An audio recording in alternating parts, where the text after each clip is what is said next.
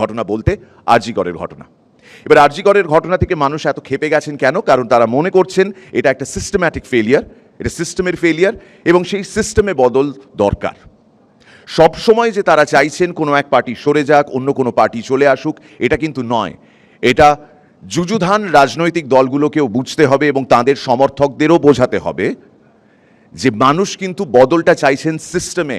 যে সিস্টেমে ঘুণ ধরে গেছে সেটাকে যদি বদলাতে পারেন সেটা মানুষের স্বার্থে, সেটা মানুষের ভালোর জন্য। সেই জন্যই 3-4 দিন আগে ওই গণকনভেনশনে আমি ডাক্তারদের উদ্দেশ্যে, যেহেতু সেখানে ডাক্তারদের সংখ্যা ছিল বেশি, আমি খুব পরিষ্কারভাবে বলেছিলাম আপনাদের এই আন্দোলনটাকে প্লিজ হাইজ্যাক হয়ে যেতে দেবেন না।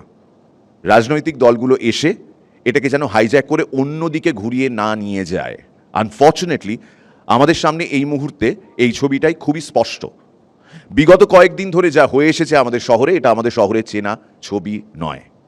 আমরা অন্যান্য রাজ্যের দিকে, অন্যান্য শহরের দিকে আঙুল তুলে অনেকবার বলেছি এটা কিন্তু কলকাতায় কোনোদিন হবে না, কিন্তু আজ বাস্তবে এটা কলকাতায় হচ্ছে। কিন্তু স্বতঃস্ফূর্ত সমর্থন কাকে বলে সেটাও বুঝতে হবে। মানুষ ঘন্টার পর ঘন্টা জনগণের মিছিলে, ট্রাফিকে আটকেও কোনো বিরক্তি প্রকাশ করছেন না, কোনো উষ্মা প্রকাশ করছেন না, কারণ তারা জানেন এটা বৃহত্তর স্বার্থে, এটা আমাদের স্বার্থে।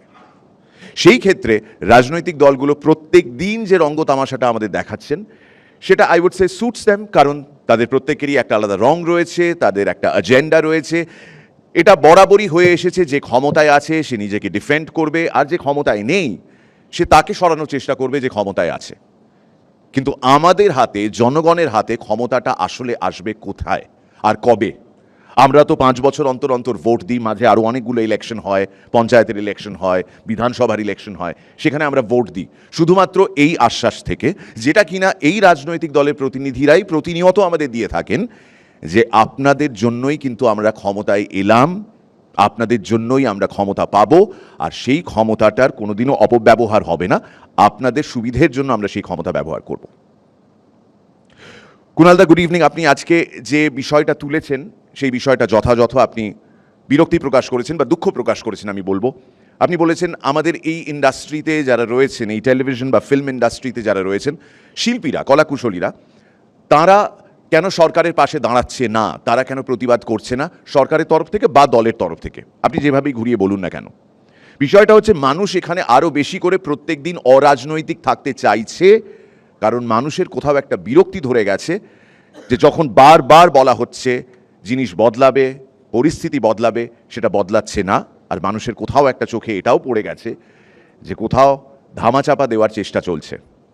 কিন্তু যে শিল্পী বন্ধুদের দিকে আপনি আঙুল তুলেছেন, এই প্রশ্নটা শিল্পী বন্ধুদের না করে মাননীয় মুখ্যমন্ত্রীকে করা প্রয়োজন রয়েছে।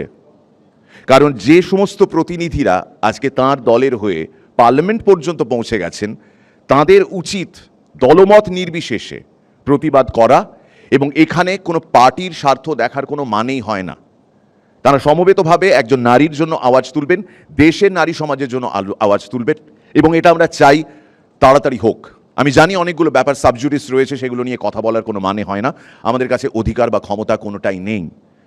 কিন্তু বিষয়টা হচ্ছে আজকে যে পরিস্থিতিতে আমরা দাঁড়িয়ে রয়েছি, সেই পরিস্থিতিটাকে বদলানোর জন্য যারা ক্ষমতায় আছেন তারা কতদূর এগোচ্ছেন, আর যারা এই মুহূর্তে ক্ষমতায় নেই কিন্তু ক্ষমতা চাইছেন তারা কতদূর এগোচ্ছেন, মানুষকে বিভ্রান্ত না করে।